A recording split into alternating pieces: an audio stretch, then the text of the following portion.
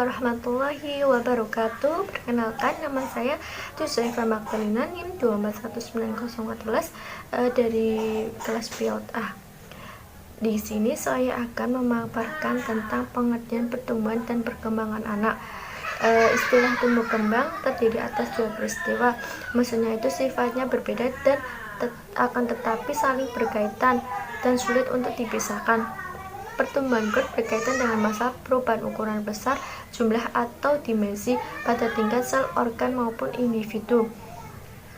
Pertumbuhan bersifat kuantitatif sehingga dapat diukur dengan satuan berat gram, kilogram, satuan panjang sentimeter dan meter. Perkembangan adalah pertambahan kemampuan, struktur, dan fungsi tubuh yang lebih kompleks, sedangkan proses perkembangan terjadi secara simultan dengan pertumbuhan, sehingga setiap pertumbuhan disertai dengan perubahan fungsinya.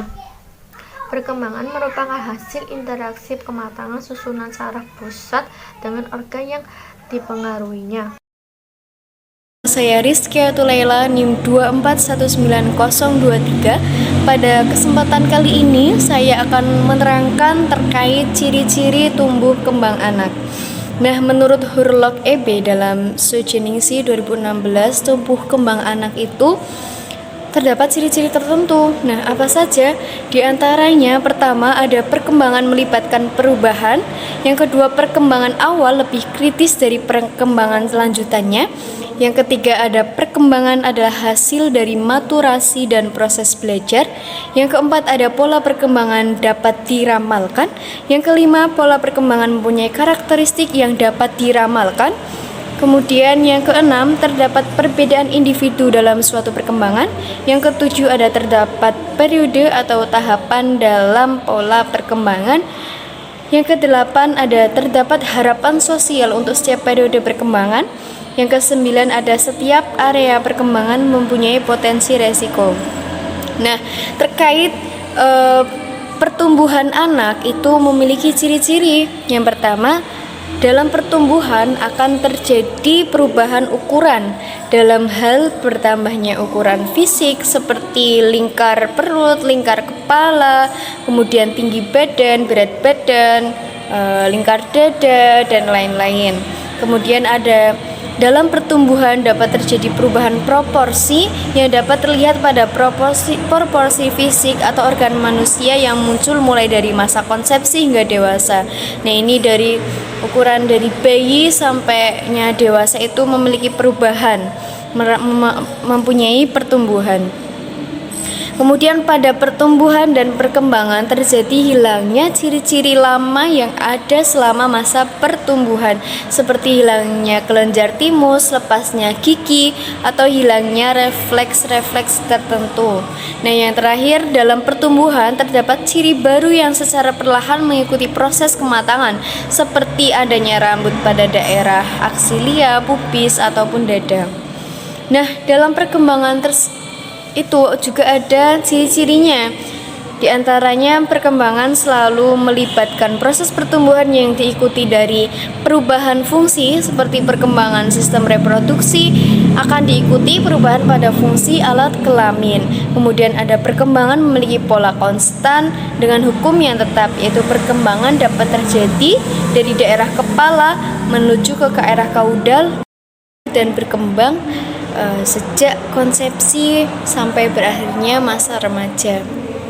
Kemudian anak itu juga memiliki ciri-ciri pertumbuhan dan perkembangan yang sesuai dengan usianya.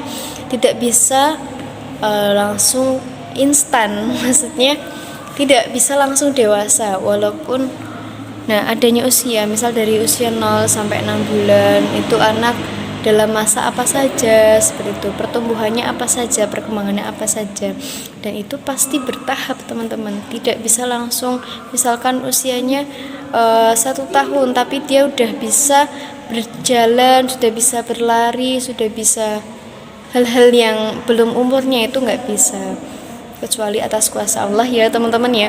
Jadi tetap saja kita harus, makanya pentingnya kita memperhatikan pertumbuhan dan perkembangan anak sejak dalam kandungan ya, teman-teman, seharusnya. Nah, nanti ketika sudah lahir itu benar-benar kita sebagai calon ibu ya, dan sebagai calon pendidik anak usia dini, kita benar-benar harus penting memperhatikan tumbuh kembang anak. Apalagi nanti sebagai seorang pendidik, kita kan diamanahi oleh orang tua dalam pendidikannya, dalam tumbuh kembangnya. Jadi kita benar-benar harus memperhatikan tumbuh kembang anak. Seperti itu ya teman-teman. Terima kasih. Ada 3 jenis cara deteksi dini tumbuh kembang anak. Yang pertama, deteksi dini penyimpangan pertumbuhan. Metode tumbuh kembang anak ini dilakukan mengetahui apakah anak dalam keadaan kurang gizi atau tidak. Parameter yang digunakan untuk mengukur deteksi ini yaitu pengukuran berat badan, pengukuran tinggi badan, dan lingkar kepala anak atau LKA. Yang kedua yaitu deteksi dini penyimpangan perkembangan. Bertujuan untuk melihat apakah sejauh ini anak mengalami perkembangan yang baik. Perkembangannya seperti dapat berbicara, berjalan, terus daya ingat atau kognitif, mendengar, dan lain-lain. Parameter atau metode yang digunakan yaitu dengan cara screening. Yang ketiga yaitu deteksi dini penyimpangan mental emosional. Pemeriksaan ini bertujuan untuk mengetahui apakah anak mengalami masalah mental seperti autisme, hiperaktif, dan lain-lain. Metode yang digunakan dalam deteksi dini ini yaitu dengan cara kuesioner, pemusatan perhatian, dan lain sebagainya. Selanjutnya yaitu faktor-faktor yang mempengaruhi pertumbuhan kembang anak. Yang pertama yaitu ada faktor genetik atau keturunan. Berdasarkan riset dari First Cry Parenting, orang tua dapat menurunkan gen kepada anaknya seperti fisik, kecerdasan, dan lain-lain. Yang kedua yaitu lingkungan. Lingkungan eksternal sangat berpengaruh kepada pertumbuhan dan perkembangan anak. Seperti lingkungan bermain, lingkungan sekolah, lingkungan tempat tinggal, dan lingkungan pengasuhan anak. Yang ketiga yaitu faktor jenis kelamin. Jenis kelamin sangat berperan penting atau sangat mempengaruhi pertumbuhan dan perkembangan anak. Apabila seorang anak yang sudah pubertas, maka anak laki-laki akan cenderung lebih kuat dan lebih tinggi dalam pubertasnya daripada atau dibandingkan dengan anak perempuan.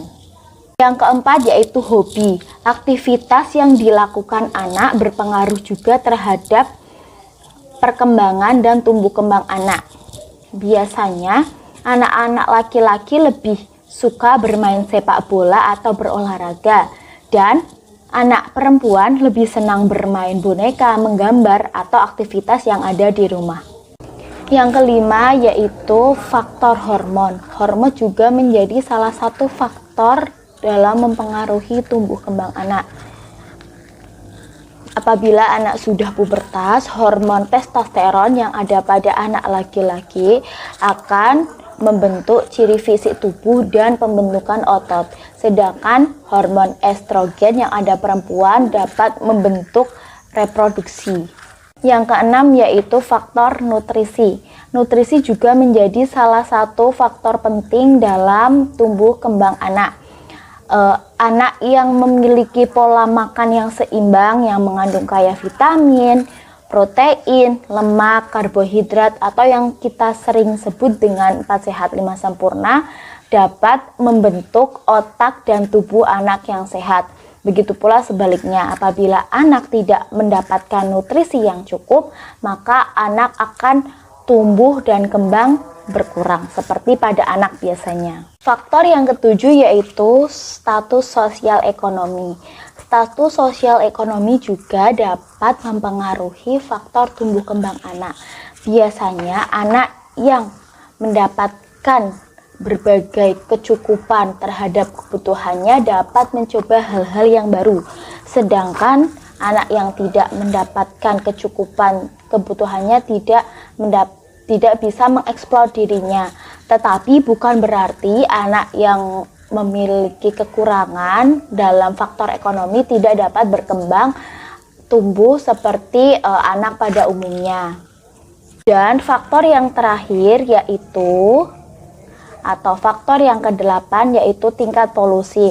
Tingkat polusi yang ada di dalam ruangan dapat mempengaruhi tumbuh kembang anak juga. Apabila ruangan itu mendapatkan atau terdapat polusi yang tinggi akan mengganggu kesehatan pada anak, sehingga konsentrasi atau tumbuh kembang pada anak dan otak anak akan berkurang atau melambat.